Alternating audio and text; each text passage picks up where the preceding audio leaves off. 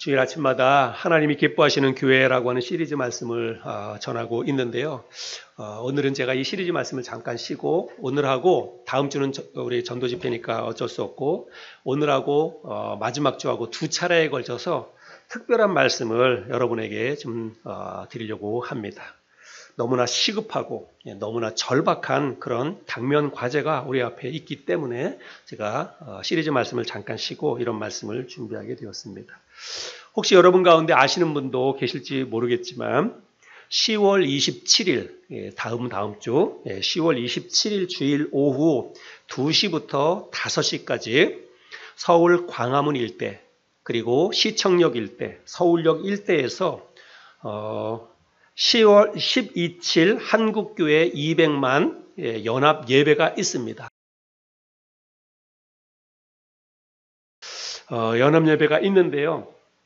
우리나라의 대부분의 대형교회들이 다 참석을 합니다. 여러분 알고 있는 사랑의 교회, 분당 우리교회, 선한목자교회, 여의도 순복음교회, 부산 세계로교회.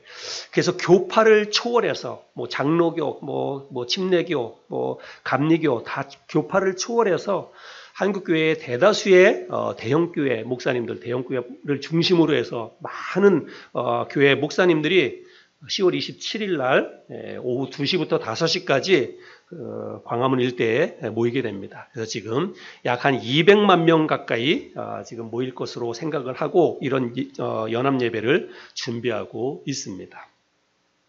저는 제가 지금까지 목회자로 헌신하고 사역하면서 단 한 번도 이런 연합 예배를 제가 참석하거나 또 성도들에게 이런 연합 예배에 대해서 이야기하고 참석을 독려하거나 그런 적이 한 번도 없습니다. 저는 지금도 제 생각 속에 이런 연합 예배가 요만큼이라도 어떤 정치적인 성격이나 정치적인 내용을 담고 있다면 저는 결단코 이런 연합 예배에 함께하지 않을 것입니다. 그런데 이번 연합 예배는 정치적인 목적이나 정치적인 성격이 전혀 없습니다. 그런 게 있었다면 이렇게 많은 대형교회 목사님들이 다 교파가 다 다르거든요. 그런데도 불구하고 이런 모든 목사님들이 이구동성으로 하나가 되어서 다 같이 참석하기로 교회 성도들을 다 그곳에 가도록 그렇게 지금 독려를 하고 있습니다. 왜 이런 연합 예배를 하게 되는지 그리고 저는 왜 이런 연합 예배에 대해서 주일 아침에 여러분에게 말씀을 드리는지 오늘 여러분 말씀을 잘 들어보시기를 바랍니다. 근데 절대로 제가 정말 여러분에게 정말 부탁하고 싶은데 여러분 오늘 이 말씀을 제발 정치적인 것으로 여러분 받아들이지 않기를 바랍니다. 정치적인 생각은 저는 전혀 없어요. 그냥 뜻을 함께하지 않으면 안 될 너무나 절박하고 시급한 그런 상황이 있기 때문에 제가 이런 말씀을 드리는 것입니다. 먼저 한번 영상을 하나 보여드릴 텐데요. 예배 시간에 이런 영상을 보여주는 게 상당히 부담스럽기는 합니다. 그런데 조금 충격적일 수 있을지도 모르겠어요. 여러분이 보실 때. 그러나 이 영상이 오늘 말씀과 연관이 있기 때문에 영상을 보여드립니다. 영상을 한번 먼저 보시길 바랍니다. 소리를 좀 키워주세요. 저희는 혼인신고를 하지 않았어요. 한국에서는 동성혼이 안 되니까. 법과 제도는 우리더러 가족이 아니라고 하는 거죠. 우리는 이미 부부이고 가족인데 커플들처럼 손을 잡고 걷는 거 두렵죠. 저 뭐야? 왜 저래? 게이 커플인데 내 애인을 남자라고 얘기 못하고 여자로 얘기를 하게 된다거나 부부라고 얘기하기 힘든 거죠.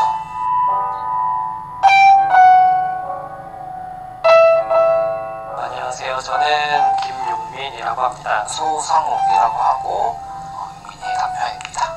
평소에는 그냥 여보, 남한테 소개할 때 저도 남편이라고 소개를 해요. 남성이라는 게 어쩌면 조금 독특하다고 어떤 사람들은 느낄 수도 있죠. 가사일을 토닥토닥 거리기도 하고 부부싸움 하기도 하고 그게 정말 너무 다 똑같아요. 둘이 항상 네가 먼저 좋아했다 내가 먼저 좋아했다 이러고 있는데 내가 본 그대 첫 모습 뒷모습 한번 저희 집에 놀러 온 적이 있어요. 얘가 기타 치면서 노래 부르는 걸 좋아하는데 그게 되게 멋있더라고요. 장난감은 기타 치가 준비했어요? 네, 뭐 그때는 엄청 지금은 아니야? 처음에 봤을 때 웃는 게 너무 예쁘다고 생각했어요.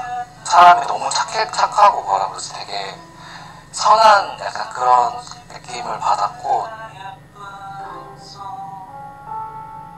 사실 결혼이 로망이었거든요. 어렸을 때부터의. 하객이 한 300명이 좀 넘는 정도 되게 많았는데 저희 둘이 입장할 때부터 막 사람들이 울었다고 하더라고요. 성소자 지인들도 많잖아요. 우리도 이렇게 결혼식을 할 수 있겠구나. 아, 이 둘의 결혼식을 볼 수 있다니 너무 감사하다.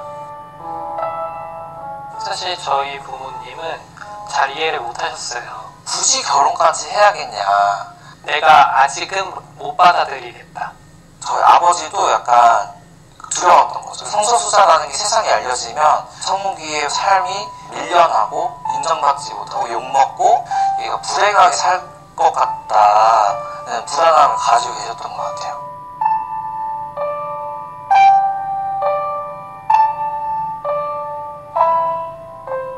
커플들처럼 손을 잡고 길거리에서 걷는 거? 전 그런 게 좀 두렵거든요, 솔직히. 사실 그렇게 못하죠. 왜냐면 실제로 그렇게 했을 때 저 뭐야? 왜 저래? 남자들이 왜 저러고 있어, 너야? 시선이 엄청 따갑거든요. 그 어떤 커플은 가까이만 있어도 오해받을까봐 아예 떨어져서 걷고 커밍아웃을 안 한다고 해요. 내 애인을 남자라고 얘기 못하고 여자로 막 얘기를 하게 된다거나 솔로라고 얘기를 하거나 0, 땡 7. 1이면 여기 있어야지. 아, 너 이겼다. 뭐야 이거? 저희는 혼인신고를 하지 않았어요. 어차피 안 될 거라는 생각에. 한국에서는 동성혼이 안 되니까. 법과 제도는 우리더러 가족이 아니라고 하는 거죠. 너희는 부부가 아니라고 하는 거고 우리는 이미 부부이고 가족인데.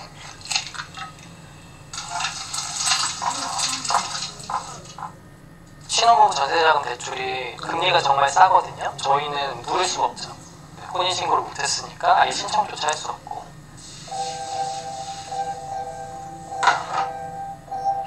다음 거야? 저는 이제 건강보험상 직장 가입자고 성우기는 이제 저의 피부양자로 등록이 가능한 건데 동성 커플인 줄 몰랐다. 이제 일방적으로 성우기의 피부양자 인정했던 거를 취소를 했어요. 저희는 이거는 너무 부당하다. 행정소송을 하게 됐어요. 성소수자들이 우리 이 사회를 함께 구성하고 있고 함께 잘 살고 있다라는 메시지를 저는 계속해서 어떤 제도와 법과 정치가 지우고 있다고 생각해요. 결과가 나쁘게 나오더라도 어쨌든 저희가 부부란 사실에는 변함이 여전히 없을 거고 부부는 서로 사랑하면서 서로에게 헌신하는 그 누구보다 서로를 아껴주는 그런 관계라고 생각을 해요. 저는 엄청 행복하게 잘 사는 할아버지 부부로서 우리가 얼마나 행복한지 이런 것들을 좀 세상에 보여주고 싶어요. 그리고 그때쯤이면 어쩌면 법과 제도가 좀 바뀌어 있을지도 모르겠다라는 희망도 가져보고요.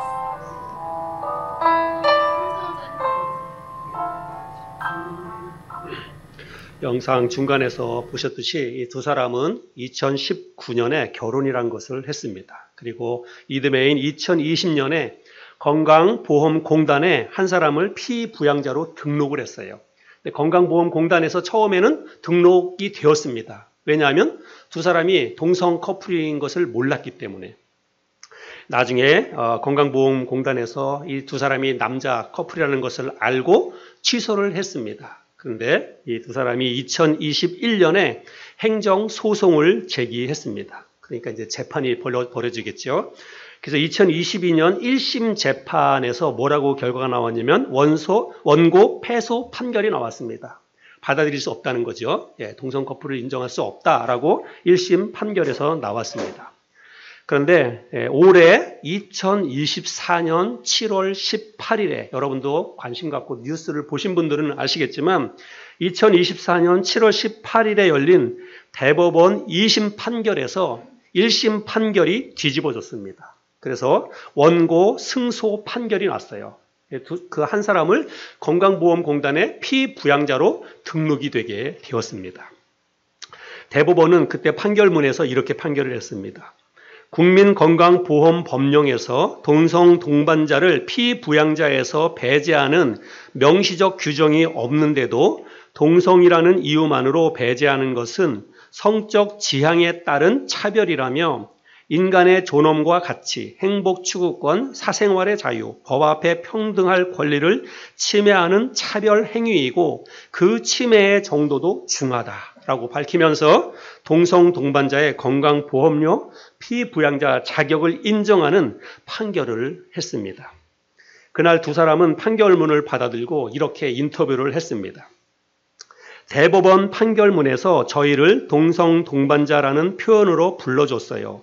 그래서 이제 한국에서도 동성 부부가 동반자로서 함께하는 파트너로서 인정을 받을 수 있겠구나라는 생각이 들어서 기뻤어요. 여러분, 가랑비에 옷 젖는다라고 하는 말 다 아시지요? 올여름 우리 중국의 둥팅호 제방이 무너져서 50만 명이 넘는 그 사람들이 살고 있는 화롱현의 모든 도로가 다 침수됐습니다. 그리고 6천 명 이상의 많은 주민이 긴급하게 대피하는 것을 아마 여러분이 뉴스를 통해서 보셨을 것입니다. 그런데 그 둥팅호 제방이요, 처음부터 그렇게 확 무너진 게 아닙니다. 처음에는 약 10m 정도 거기에서 물이 흘러나갔어요. 그런데 하루 만에 제방의 뚝이 10m에서 220m로 크게 붕괴가 됐고 그걸로 인해서 도시 전체가 다 침수되는 그런 일이 일어났습니다. 우리나라에서 올해 7월 18일에 이 판결이 있고 난 다음에 벌써 세 커플이 자신의 동성 커플을 건강보험 피부양자로 등록을 했습니다. 앞으로 얼마나 더 많은 사람들이 이렇게 등록을 하게 될지 모릅니다. 이게 다 세금 아닙니까? 그 사람들에게 세금이 다 지불이 돼야 된다는 것입니다. 우리나라는 법적으로 동성 결혼을 인정하지 않습니다. 전 세계적으로 동성 결혼이 합법화된 나라가 36개국 뿐입니다. 그것도 개탄스러운 일이지만 아무튼 우리나라는 법적으로 동성 결혼을 인정하지 않습니다. 그럼에도 불구하고 동성 결혼을 불법으로 그렇게 규정한 우리나라에서 동성 커플에게 건강보험료 피부양자 자격을 인정했다라고 하는 것을 저는 받아들일 수 없습니다. 왜 이런 어처구니 없는 일들이 일어나는지 모르겠습니다.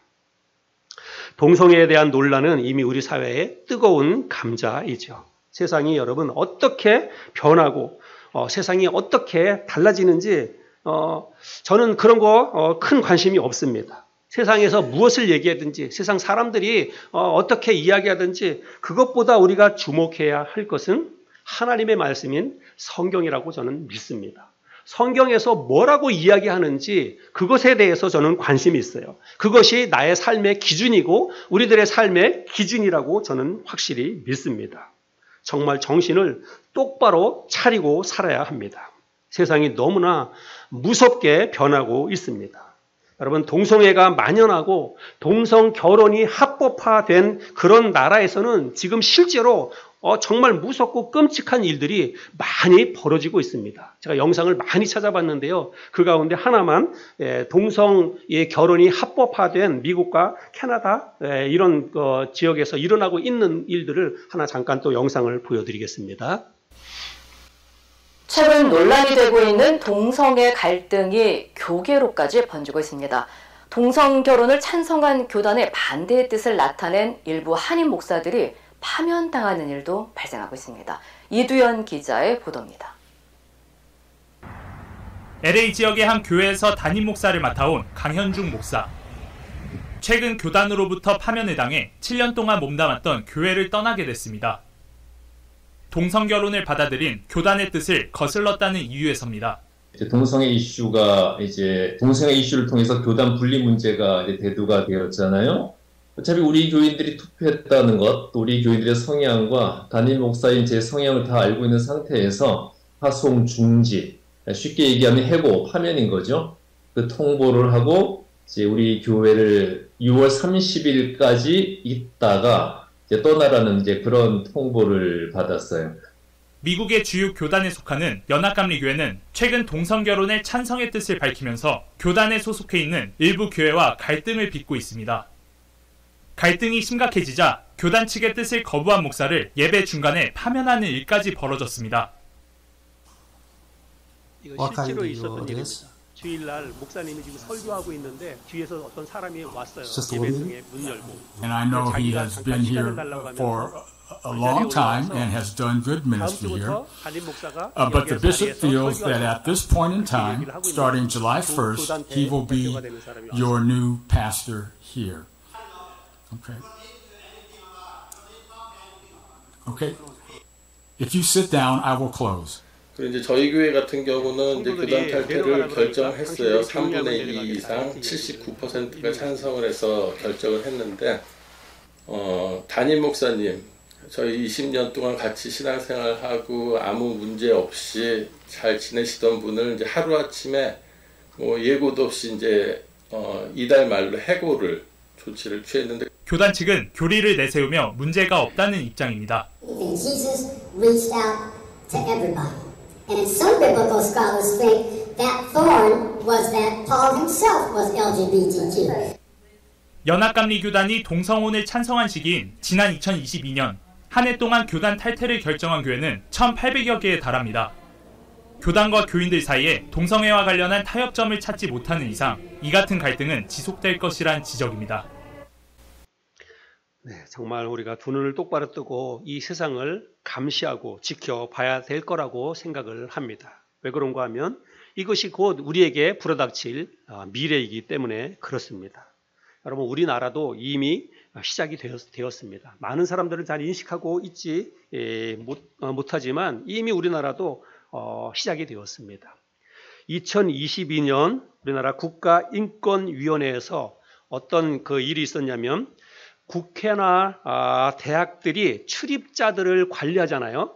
자기네 국회에 출입하는 사람들 혹은 어떤 대학을 방문하는 사람들을 관리합니다. 그러면 이제 등록 거기다 이름을 쓸 거 아니에요? 이름도 쓰고 이 사람이 남자인지 여자인지 이걸 쓰도록 되어 있습니다. 그런데 그 출입구 그 관리자 명단에 그 성별을 기록하는 데에다가 남성 혹은 나는 남자입니다. 나는 여자입니다. 이거를 쓰지 말라고 국가인권위원회에서 시정명령을 내렸어요. 왜냐하면 성소수자들은 자기가 남자인지 여자인지를 거기다 표시하기를 원치 않기 때문에 이런 사람들 성소수자들을 그거는 차별하는 행위다라고 해가지고 성별을 표기하는 것을 삭제하라고 대학과 국회에다가 명을 내렸습니다. 국가인권위원회에서.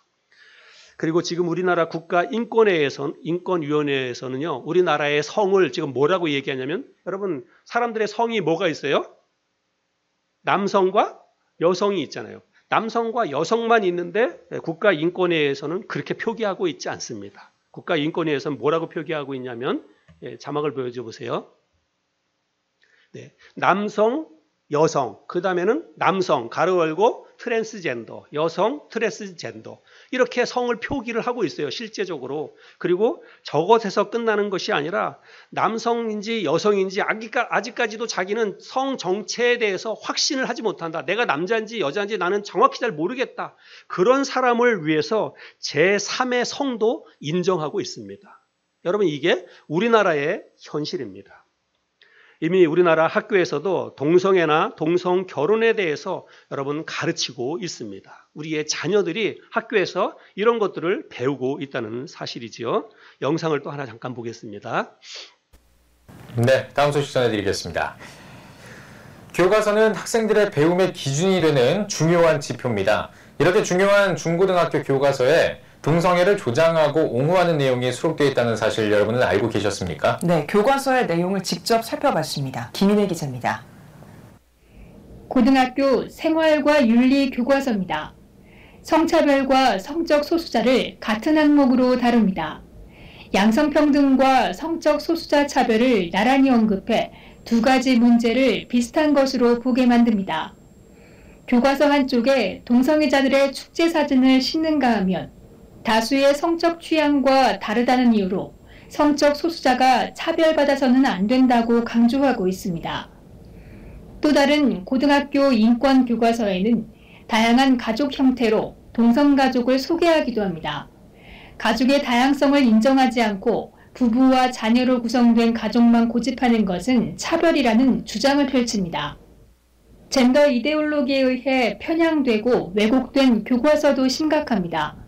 중학교 보건교과서의 경우 성을 섹스, 젠더, 섹슈얼리티로 분류해 교육하고 있습니다. 또 교복을 입은 남녀 학생이 뽀뽀를 하자거나 밤에 함께 있자는 등의 사파가 수록돼 있는데 제목은 성적 자기 결정권 행사학입니다. 청소년들이 원치 않는 임신을 하게 될까봐 피임법도 가르칩니다. 심지어 에이즈가 누구나 걸릴 수 있다는 보편적 사실을 들어 동성애 관계에서 에이즈가 발병할 확률이 높다는 진실을 잘못 알려진 것으로 기술했습니다. 물론 동성애자들에게 에이즈 발병률이 높다는 통계나 설명은 어디에도 없었습니다. 이처럼 동성애를 옹호하는 교과서가 학생들에게 동성애로 인한 개인, 가정, 사회적 문제 등은 전혀 알지 못하게 하고 동성애자들을 부당하게 차별받는 소수자로서 보호 대상으로만 인식하게 만드는 등 문제가 심각하다는 지적입니다. 사실적인 얘기는 정말 입을 싹 닫아버린 채 공교육에서는 옹호만 하겠다. 이런 것들은 아이들은 정착이 돼버린다고요. 예, 그냥 나의 하나의 가치관으로 그냥 형성이 돼버려요. 그렇기 때문에 이 교육은요, 정말 중요해요. 단순히 성소수자는 약자이며 보호의 대상으로만 설명한 교과서로 우리 아이들은 오늘도 교육받고 있습니다. CTS 뉴스 김인혜입니다. 여러분, 동성애가 정말 단지 개인의 성적 취향일까요? 혹은 그들이 얘기하는 것처럼 어쩔 수 없는 그런 선택일까요? 저는 거기에 절대로 동의할 수 없습니다. 그러나 그들의 주장이 설령 그렇다 치더라도 그렇게 생각하지 않는 대다수의 사람들이 왜 그들의 성적 취향을 존중해 줘야 합니까? 왜 그들의 특별한 성적 취향을 우리가 법적으로 보호를 해 줘야 합니까? 그게 차별일까요? 저는 오히려 우리가 역차별을 당하고 있는 게 아닌가 그런 생각을 지울 수 없습니다. 세상의 흐름이나 사람들의 생각과 주장을 제가 이야기하고 싶지 않습니다. 그거는 왜냐하면 우리의 기준이 될 수 없기 때문에 그렇습니다. 우리는 오직 하나님의 말씀, 우리는 하나님을 믿는 사람들 아닙니까? 우리의 기준은 성경이라고 저는 믿습니다. 오늘 본문 말씀을 우리가 읽었는데 오늘 본문 말씀에 보면 불의로 진리를 막는 모든 자에게 하나님의 진노가 임할 것이라고 경고하고 있습니다. 18절 말씀인데 우리 같이 한번 읽어볼까요? 18절 시작. 하나님의 진노가 불의로 진리를 막는 사람들의 모든 경건하지 않음과 불의에 대하여 하늘로부터 나타나나니. 이 말씀에 보면 불의로 진리를 막는 것에 대해서 이것저것을 하나님이 말씀을 하고 있습니다. 특별히 뭘 얘기하냐면 하나님의 영광을 썩어질 그 형상으로 만들어서 숭배하는 어떤 형상을 만들어서 그 신처럼 숭배하는 그것에 대해서 하나님이 말씀을 하고 있습니다. 근데 사람들이 왜 어떤 형상을 만들어서 그것을 숭배하고 우상을 섬기느냐? 여러분 그 사람들이 하나님을 모르거나 혹은 하나님이 없다고 생각하기 때문에 그런 짓을 하는 게 아니라고 이야기하고 있어요. 하나님이 계신다라고 하는 것을 사람들이 다 압니다. 왜냐하면 하나님이 이 세상에 있는 모든 만물을 통해서 당신의 존재를 드러내셨어요. 이런 세상의 우주의 질서나 세상에 있는 것들을 보고 여러분 이런 식물 하나를 보더라도 여러분 그 개미 한 마리를 보더라도 그게 사람이 만들어낸 게 아니잖아요. 그게 어떻게 해서 생겨났는지 우리가 생각을 해봐야 됩니다. 하늘에 떠 있는 태양이나 밤하늘에 떠 있는 수없이 많은 그 별들이 과연 어디에서 생겨난 것인가? 저게 사람이 만들어서 갖다 붙인 게 아니면 저절로 생겨난 겁니까? 여러분 창조주가 창조주를 설명하지 않으면 그건 우리가 풀어낼 수가 없습니다. 그래서 하나님이 이 세상에 있는 모든 만물을 통해서 당신의 살아계심을 다 드러내 보였어요. 그래서 사람들이 다 압니다. 이 세상에 창조주가 있구나, 하나님이 있구나라고 하는 것을 다 알아요. 그런데도 왜 그들이 하나님을 버려두고 다른 신을 만들어서 그 신을 숭배하느냐? 왜 그러냐면 마음에 하나님 두기를 싫어하는 거예요. 마음에 하나님 두기를 싫어하는 그런 마음 때문에 자기들이 원하는 신을 만들어서 그거를 신을 숭배하고 있는 것입니다. 그래서 결국 하나님께서 사람들이 그렇게 하나님을 버리고 자기들 뜻대로 자기들 마음대로 신을 만들어서 숭배하니까 그래? 그러면 그냥 니네들 한번 해보고 싶은 대로 해봐. 그래서 하나님이 그들을 그냥 내버려 두셨다는 것입니다. 그 결과로 이 세상에 온갖 더럽고 추악한 죄들이 들어오게 된 것입니다. 우리 28절 말씀을 또 볼까요? 또한 그들이 마음에 하나님 두기를 싫어하며 하나님께서 그들을 그 상실한 마음대로 내버려 두사 합당하지 못한 일을 하게 하셨으니. 그래서 이제 여러분 오늘 읽지 않았지만 29절부터 31절까지 읽어보면 살인, 시기, 뭐 간음, 뭐 이런 세상에 우리가 지금 살고 있는 이 세상에 만연한 모든 죄악들이 다 이렇게 해서 생겨나게 되었다는 거예요. 여러분 세상의 죄악은 왜 생겨났냐면 사람들이 하나님을 버리고 마음에 하나님 두기를 싫어하고 자기 마음대로 자기가 원하는 신을 숭배하고 자기 뜻대로 살고자 하는 마음 때문에 이 세상의 죄악들이 이렇게 생겨나게 되었다는 것입니다. 그리고 여기 많은 이 세상에 그런 죄악들이 생겨난 것 가운데 하나가 뭐냐면 바로 동성애라고 하는 것입니다. 이런 죄악 가운데 그 동성애가 성경에 기록되어져 있습니다. 26절과 27절 오늘 읽었지만 26절, 27절 다시 한번 읽어보겠습니다. 여러분 한번 잘 보세요. 이 때문에라고 하는 것은 사람들이 마음에 하나님 두기를 싫어한 그것 때문에 하나님께서 그들을 부끄러운 욕심에 내버려 두셨으니 곧 그들의 여자들도 순리대로 쓸 것을 바꾸어 영리로 쓰며 하며 그와 같이 남자들도 순리대로 여자 쓰기를 버리고 서로 향하여 음욕이 부릴 듯하며 남자가 남자와 더불어 부끄러운 일을 행하여 그들의 그릇 때문에 상당한 보응을 그들 자신이 받았느니라. 여러분 순리대로 쓸 것을 여자들도 순리대로 쓸 것을 버리고 영리로 쓰고 남자들도 순리대로 쓸 것을 버리고 영리로 썼다. 여러분 이게 제가 설명하지 않아도 뭔지 아시겠죠? 여러분 이거 동성애를 분명히 성경에서 이야기하고 있는 것입니다. 동성애는 여러분 하나님의 창조 섭리와 질서를 파괴하는 가장 끔찍하고도 가장 혐오스러운 범죄입니다. 자신의 성적 취향이라고요? 아닙니다. 여러분 이거는 분명히 정말 하나님이 미워하시고 하나님이 증오하시는 명백한 죄라고 하는 것을 인식을 해야 합니다. 창세기 1장에 보면 창세기 1장 27절 28절 우리도 잘 아는 말씀인데 하나님이 자기 형상 곧 하나님의 형상대로 사람을 창조하시되 뭐로 창조하셨다고요? 앞에 보세요. 27절 뭘로 창조하셨다고요? 남자와 여자를 창조하시고 하나님은 제3의 성 없어요. 트랜스젠더 없습니다. 하나님이 이 땅에 만드신 사람은요 오직 남자 그리고 여자 두 성밖에는 없습니다. 그 다음에 28절을 보면 하나님이 그들에게 복을 주시며 하나님이 그들에게 이르시되 생육하고 번성하여 땅에 충만하라. 땅을 정복하라. 바다의 물고기와 하늘의 새와 땅에 움직이는 모든 생물을 다스리라 하시니라. 하나님이 이 땅에 남자와 여자 사람을 만드셨어요. 하나님이 남자와 여자 사람을 만드신 목적이 무엇입니까? 생육하고 번성해서 땅에 충만하도록 이 땅에 충만하도록 사람을 만드셨어요.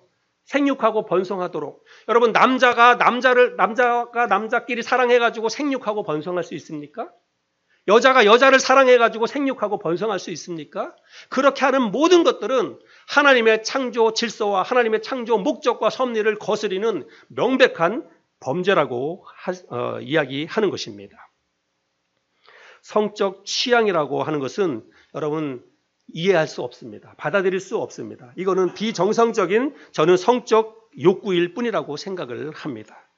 그들의 성적 취향을 존중해 줘야 된다면 우리가 앞에서 봤던 뭐 결혼 커플에 대한 거 우리가 영상으로 봤지만 여러분 그들의 어떤 성적 취향을 우리가 다 같이 이 땅을 살아가는 모든 사람들이 그들의 성적 취향을 존중해 줘야 한다면 여러분 그들뿐만이 아니라 동성애자들뿐만이 아니라요. 정말 입에 담고 이야기하기도 어렵지만 세상에 어떤 사람들이 있냐면 소아 성애자들이 있습니다.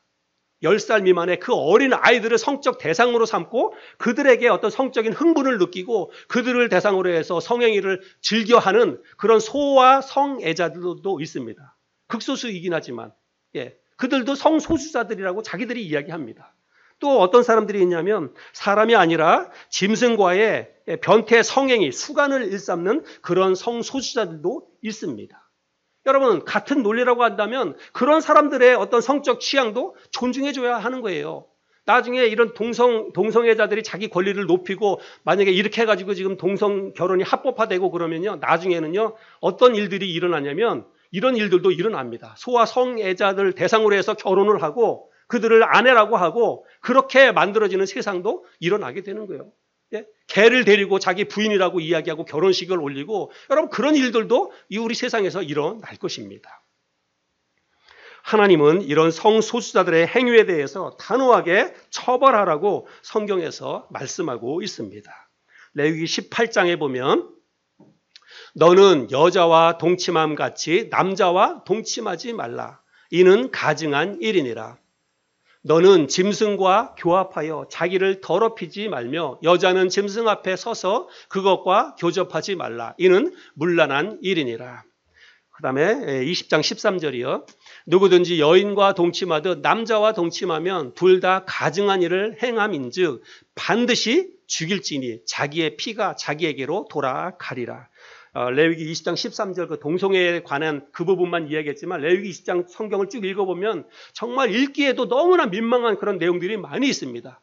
같은 가족끼리 아버지의 아내를 그 고모를 이모를 다 언급하면서 그런 성적으로 그런 행동을 하는 자들은 반드시 죽이라고 이렇게 이야기하고 있습니다. 그 가운데 하나 이게 동성애에 대해서도 반드시 죽여야 할 죄. 여러분이 가지고 있는 성경 레위기 20장에 보면 부제가 붙어 있을 거예요.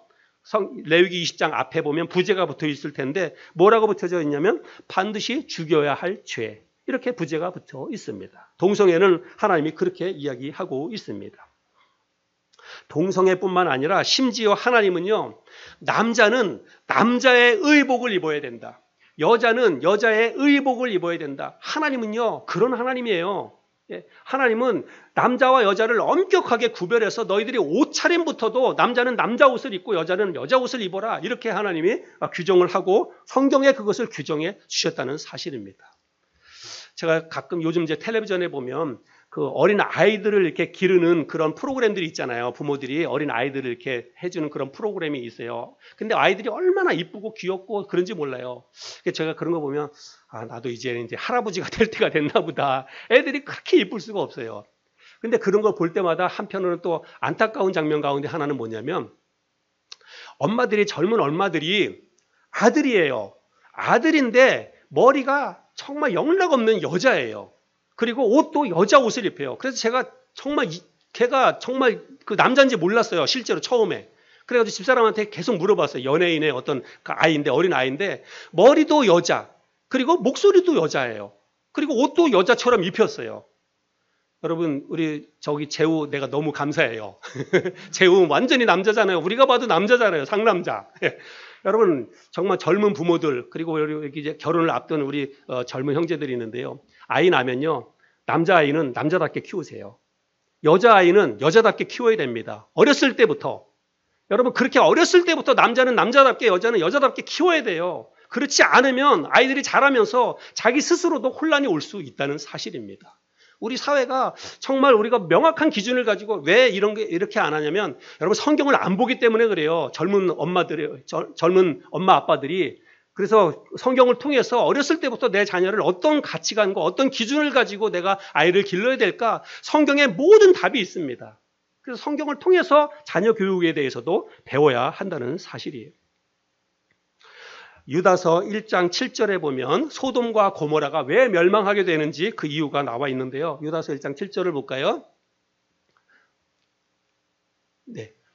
소돔과 고모라와 그 이웃 도시들도 그들과 같은 행동으로 음란하며 다른 육체를 따라가다가 영원한 불의 형벌을 받음으로 거울이 되었느니라. 다른 육체를 따라갔다는 것은 그렇게 순리대로 쓸 것을 취하지 않고 영리로 쓴, 아까 얘기한 것처럼 바로 그런 이야기를 하고 있는 것입니다. 물론 소돔과 고모라가 멸망당한 것이 반드시 동성애가 100%다 그렇게 얘기할 수는 없을지 몰라요. 그 소돔과 고모라 사람들이 굉장히 잔인하고, 그리고 손님 대접하기를 아주 홀대하고 그런 냉정한 사람들이었거든요. 그런 모든 것들이 복합되었겠지만 그 가운데 가장 큰 소돔과 고모라가 불과 유황으로 멸망을 당했는데, 그 이유는 동성애가 큰 영향을 차지하고 있었다는 것입니다. 여러분, 우리가 알잖아요. 창세기 19장에 하나님의 두 천사가 소돔성을 방문을 합니다. 그때 그 소돔성에 여러분 누가 있었냐면 아브라함의 조카 롯이 그 소돔성에 살고 있었어요. 하나님의 두 천사가 소돔성에 갔는데 그 롯이 두 천사를 영접해서 자기 그 집에 이제 알아본 거예요. 그래서 천사를 알아봤습니다. 그래서 그 두 천사를 자기 집에 들여놓고 음식을 대접합니다. 여러분 천사는 뭐 날개 달리고 하얗게 뭐 날아다니는 그런 그 천사 아닙니다. 성경에 나타나는 하나님의 천사는 하나님이 보내신 하나님의 특별한 사자라고 하는 것입니다. 그 남자였어요. 두 남자가 이제 그 소돔성에 갔는데 그래서 그 롯의 집에 들어가서 식사를 하고 있는데 저녁 때 소돔성에 있는 많은 남자들이 그 집 앞에 몰려왔어요. 그래서 롯에게 이야기하면서 너희 집에 오늘 들어온 그 두 남자를 밖으로 끌어내라. 우리가 그들과 상관하리라. 이렇게 이야기를 합니다. 창세기 19장인데요. 우리 3절부터 5절까지인데 우리 자매님 한번 좀 읽어주실까요? 창세기 19장 3절부터 5절. 롯이 간청하매 그제서야 돌이켜 그 집으로 들어오는지라. 롯이 그들을 위하여 식탁을 베풀고 무교병을 구우니 그들이 먹으니라.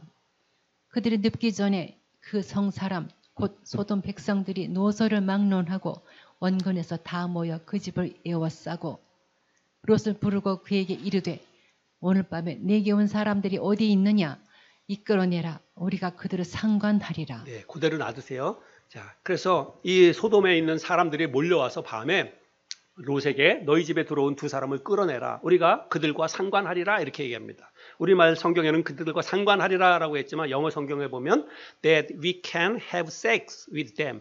우리가 그들과 성관계하리라 이런 뜻입니다. 그래서 그들을 끌어내라는 거예요. 지금 남자들이 동성애 하겠다고 이야기를 하는 것입니다. 그래서 결국은 천사들이 그 몰려왔던 사람들의 눈을 어둡게 해가지고 그 위험한 그 상황을 벗어나긴 했지만 소돔성 사람들이 지금 이렇게 타락해 있었다라고 하는 것을 우리가 알 수가 있지요. 그 다음에 여러분 사사기 19장에도 이와 비슷한 내용이 성경에 기록되어져 있습니다. 사사기 19장에는 어떤 내용이 있냐면 에브라임 산지에 그 살고 있었던 어떤 레위 사람이 있었습니다. 근데 이제 자막은 바꿔줘도 돼요. 레위 사람이 있었는데 이 사람이 유다 베들레헴에서 첩을 맞이하게 됩니다. 근데 그 사람 맞이했던 그 첩이 음행을 해요. 음행을 하고 그리고 이제 자기 집인 베들레헴으로 도망을 가게 됩니다. 근데 이 남편이 그 첩이었지만 그 아내를 되게 사랑했던 것 같아요. 그래서 찾으러 갑니다. 데릴러 이제 멀리 에브라임에서부터 베들레헴까지 갑니다. 그래서 결국 그 집에 가가지고 장인어른이 이제 음식을 대접해줘서 몇 날 동안 그 집에서 이제 지내게 돼요. 근데 이제 가려고 하면 장인이 하루만 더 머물렀다가라고 해서 며칠을 머물다가 이제 할 수 없이 그래서 이제 아내를 데리고 자기 집 에브라임으로 갑니다. 근데 그 거리가 멀어요. 근데 가던 길에 이제 베냐민 지파 사람들이 살고 있었던 기브아라고 하는 곳에 도착해서 그곳에서 하루를 유숙하게 됩니다. 그래서 거기는 다 이스라엘 백성들의 같은 동족 사람들이 살고 있는 지역인데 그 기브아 땅에 도착해가지고 하루를 머물게 되는데 근데 아무도 이 사람을 받아주지 않는 거예요. 예. 근데 마침 어떤 한 노인이 이 부부를 받아줍니다. 그래서 우리 집에 들어와서 하룻밤 묵어 가세요. 해가지고 그 집에 들어가게 돼요. 근데 똑같이 그 집에 들어갔을 때 그 기브아에 살고 있었던 그 성경에 보면 불량배들이라고 이야기하고 있는데 이런 사람들이 찾아와서 그 남자를 또 끌어내라고 합니다. 우리 그 남자를 끌어내라. 그러면 우리가 그와 상관하리라. 이렇게 이야기를 합니다. 사사기 19장 22절 한 구절만 읽어보겠습니다. 그들이 마음을 즐겁게 할 때, 그들이라고 하는 것은 그 부부하고 그 노인하고, 노인이 이제 집에서 음식을 대접해가지고 이제 즐겁게 한 끼를 먹는 거예요. 즐겁게 할 때에 그 성읍의 불량배들이 그 집을 에워싸고 문을 두들기며 집주인 노인에게 말하여 이르되 내 집에 들어온 사람을 끌어내라. 우리가 그와 관계하리라 하니. 여기서 보면 사람이라 그랬지만 저기는 원어 성경으로 보면 남자를 이야기하고 있습니다. 남자를 끌어내라 이렇게 이야기를 하고 있습니다. 그래서 결국은 이 노인이 뭐라고 얘기합니까? 절대로 그런 악을 행하지 마라. 그런 일은 우리 이스라엘 백성들 가운데 그런 일은 있지도 않다. 이방인들도 그런 짓은 하지 않는다라고 하면서 너희들이 정 원한다면 내 시집까지 아는 내 딸도 있고 이 남자의 아내도 있으니까 여자를 낼 테니까 이 남자한테는 그렇게 하지 마라. 이렇게 얘기합니다. 그것도 제가 그런 생각도 이해할 수 없지만 어쨌든 간에 그렇게 이야기를 해요. 그런데도 막무가내로 그 남자를 끌어내라고 합니다. 그래서 결국은 어쩔 수 없이 그냥 버티고 하다가 나중에 그 첩을 문 밖으로 내어주지요. 그래서 결국은 이 사람들이 그 첩을 밤새도록 강간을 합니다. 그래서 결국은 아침 새벽에 그 첩이 문지방을 짚고 목숨을 잃어버려요. 여러분 얼마나 끔찍하고 무서운 일입니까? 그래서 결국 이 일을 통해 가지고 그 죽은 여인을 12토막으로 내서 이스라엘의 12지파에게 한 조각씩 다 보냅니다. 그리고 그래서 결국은 이스라엘의 그 12지파 사람들이 너무나 어떻게 이스라엘 하나님을 섬기는 이 백성들에게 이런 죄가 있을까 해가지고 결국은 11지파가 베냐민 지파를 쑥대밭으로 만듭니다. 그래서 결국은 베냐민 지파가 멸절되게 되는 그런 일이 벌어졌습니다. 여러분 성경에 이런 내용이 있습니다. 동성애자들의 성적 취향을 존중하지 않는 게 과연 그들을 차별하는 것인지. 여러분 우리나라에서 차별금지법이 몇 차례 발의가 되었습니다. 그리고 지금은 처음보다 훨씬 더 많은 어떻게 보면 이제 차별금지법이 통과되기 바로 직전의 단계까지 지금 와 있습니다. 그때마다 이 차별금지법이 통과되지 않았던 이유는요. 여러분 어떻게 해서 차별금지법이 통과되지 않았습니까? 기독교계가 반발을 해서 교회들이 들고 일어나서 기독교의 반발로 인해서 이것들이 무산이 되었습니다. 그런데 여러분 이게 진짜 기독교만의 문제일까요? 이런 동성애가 우리나라에서 합법화돼서 동성 결혼을 합법화한다면 여러분 이게 기독교만의 문제일까요? 여러분 대한민국의 가정의 모든 근간, 기초가 처음부터 다 무너질 수 있습니다. 차별금지법이 통과되면 여러분 차별금지법이 통과되면 반드시 그 다음 단계로 일어날 것은 동성결혼의 합법화입니다. 그게 합법화되면 여러분 사회적으로는 진짜로 엄청난 문제가 일어날 것이 뻔합니다. 이미 동성결혼을 합법화한 나라에서는 그게 법적인 문제들이 많이 벌어지고 있습니다. 예를 들어서 우리나라에서도 동성 커플의 결혼이 합법화되었다. 그러면요. 결혼 예식장에 어떤 동성 커플이 예식장에 가가지고 우리 이 예식장에서 결혼을 하려고 합니다. 그렇게 얘기했는데 그 결혼 예식장에서 그들을 안 받아준다? 여러분 그들이 고소합니다. 고소하면 뭐 해야 돼요? 벌금 물어야 돼요. 여러분 우리 교회에 동성 커플이 예를 들어서 아까 봤던 그런 사람들이 둘이 손잡고 팔짱 끼고 들어왔어요. 와서 예배 드리러 왔는데 제가 그 사람들을 보고 우리 교회에서 우리는 동성 커플을 받아줄 수 없습니다 해가지고 안 받아준다.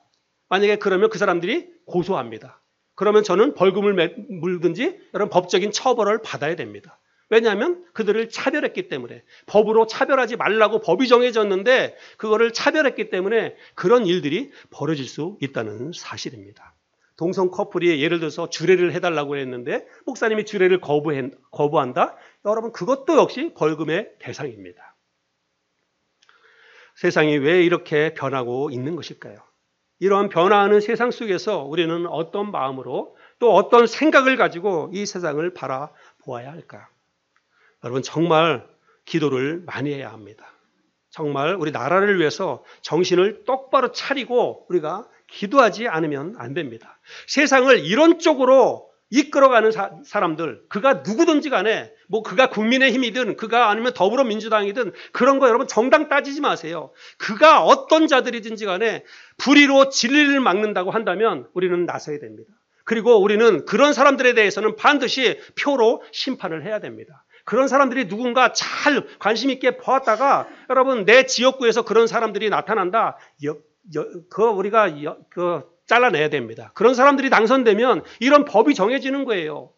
우리가 이 사실을 인식하고 이런 악법이 우리나라에서 통과되지 않도록 여러분 차별금지법, 사람이 사람을 차별하는 거 여러분 그거 좋아할 사람이 누가 있어요? 그거 찬성할 사람이 누가 있습니까? 차별금지법 자체를 반대하는 게 아니에요. 그 속에 성소수자들을 차별하지 말라고 하는 이런 말도 안 되는 그런 것이 그 차별금지법에 들어가 있기 때문에 우리는 차별금지법을 받아들일 수가 없다고 하는 사실입니다.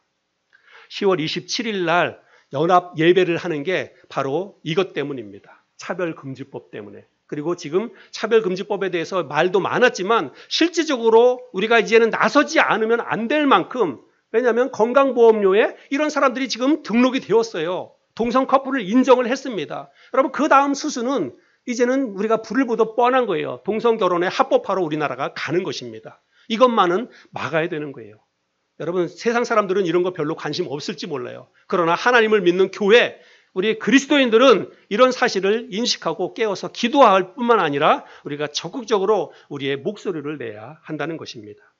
제가 오늘뿐만 아니라 마지막 주에도 이것에 관계돼서 차별금지법에 대해서 제가 영상도 보여드리고 왜 우리가 여기에 함께해야 하는지에 대해서 말씀을 드리려고 합니다. 관심을 갖고 기도하시고 여러분 특별히 우리 나라를 위해서 정말 우리나라가 이런 악법을 만들어가는 그런 나라가 되지 않도록 여러분 기도를 많이 해주시길 바랍니다. 마지막으로 12.7 연합예배 공식 홍보 영상이 있는데요. 그 영상을 보고 오늘 말씀을 마치도록 하겠습니다. 전 세계에 유래를 찾아볼 수 없었던 동쪽 끝 작은 나라의 기적과 같은 부흥. 100년 전 세계는 한국을 제2의 예루살렘이라며 세계 선교의 책임을 맡은 국가라 말할 만큼 대한민국은 하나님을 사랑하는, 하나님이 사랑하는 나라였습니다. 하나님의 은혜로 이 나라가 건국됐고 참혹한 전쟁의 시련을 이겨냈으며 한강의 기적을 이뤄내 한반도 역사상 이제껏 누리지 못했던 자유와 번영 속에서 이제는 세계 10대 경제대국, 문화대국의 위치에 올라 아시아의 맨주를 넘어 전 세계를 선도하는 나라가 되었습니다. 그리고 그 중심에는 한국교회와 우리 성도들의 눈물과 기도가 있었습니다. 그러나 바로 이런 이유 때문에 악한 세력은 한시도 우리를 가만 놔두지 않았습니다. 가정과 교회, 더 나아가 우리 사회를 무너뜨리고 우리의 자유를 빼앗는 차별금지법 제정 시도부터 청년 세대의 남녀 갈등과 극단적인 비혼주의, 빠르게 퍼져가는 마약 중독에 이르기까지 지금 이 나라와 교회, 우리 다음 세대는 절체절명의 위기 앞에 놓여 있습니다. 7월 18일 한국 대법원은 동성 커플을 사실상의 부부와 동일한 지위에서 건강보험 혜택을 받게 하는 결정을 내렸습니다. 이것은 사실상 동성혼 인정을 날리는 신호탄으로 우리가 지금 이 흐름을 끊어내지 못하면 해외 사례를 비추어 볼 때 우리나라도 약 2년 안에 차별금지법을 비롯한 온갖 악법이 제정됩니다. 여성들은 본인을 여자라 주장하는 남자와 목욕탕을 같이 사용해야 하고 4살짜리 아이에게 동성애를 가르쳐야 하며 회사에서 기도하면 해고당합니다. 동성결혼을 반대하면 예배 설교 도중 목사가 파면을 당하고 하나님 아버지라 부르지 못하며 예수님만이 구원이라고 하면 혐오와 차별범죄가 됩니다. 우리가 일어나 함께 막지 않으면 내 가정과 교회, 더 나아가 우리나라에 닥칠 미래입니다. 더 이상 물러설 곳이 없습니다. 함께 모여 맞서야 합니다. 악을 선으로 이겨야 합니다. 간절한 마음으로 예배하며 기도합시다.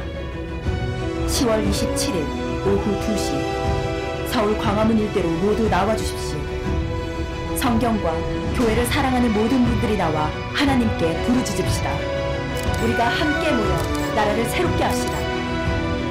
거룩한 복음의 역전이 시작될 것입니다.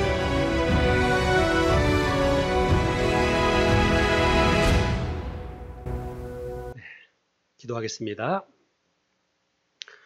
살아계신 하나님 아버지,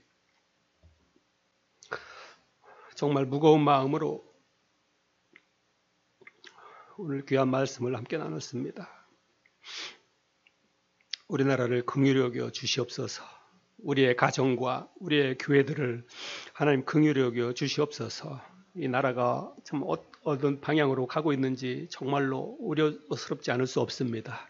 우리 그리스도인들이 깨어나서, 교회들이 깨어나서 이 악법을 참 철폐할 수 있도록, 불의로 진리를 막는 자들에 대항해서 일어날 수 있도록 하나님 인도해 주시옵소서. 그래서 우리의 가정들이 바로 세워지고 교회들이 바로 세워지는 건강한 나라, 건강한 가정, 건강한 교회가 될 수 있도록 우리를 축복해 주시옵소서. 하나님 아버지, 10월 27일 날 많은 교회 목사님들이 또 이것에 대해서 우려를 표하며 우리가 그 어떤 정치적인 것들을 다 내려놓고 정말 하나님이 미워하시고 싫어하시는 것들을 법으로 제정하려고 하는 사람들에 맞서서 우리의 목소리를 내려고 합니다. 하나님의 앞에 기도하며 나라를 위해서 기도하는 그런 시간입니다. 우리가 마음을 모아서 여기에 함께 할 수 있도록 하나님 축복해 주시옵소서. 귀한 시간 함께 해주신 것을 감사드리며 사랑이 많으신 예수님의 이름으로 기도했습니다.